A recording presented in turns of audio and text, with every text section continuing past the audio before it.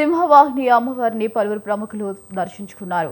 మంత్రి Adluri Laxman, TPCC working president Jagga Reddy, ఎంపీలు Chamala Kiran Kumar Reddy, Anil Kumar Yadav, BRS working president KTR, మాజీ మంత్రి తలసాని శ్రీనివాస్ యాదవ్, సినీ నటుడు విజయ్ దేవరకొండ, ఆనంద్ దేవరకొండ, దర్శకుడు సందీప్ రెడ్డి వంగ దర్శించుకున్నారు. జిల్లా కలెక్టర్ ప్రియాంక అలా, సింగర్ మంగళి అమ్మవారికి బోనం సమర్పించారు.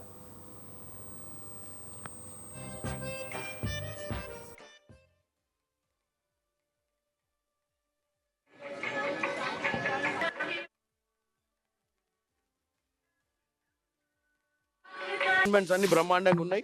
డెఫినెట్ గా ఇది ఒక చారిత్రాత్మకమైనటువంటి, అంటే ప్రతి సంవత్సరం ఇక్కడ రాష్ట్రంలో ఉన్నటువంటి ప్రజలందరూ ఇక్కడికి వచ్చి అమ్మవారి దర్శనం చేసుకుంటారు.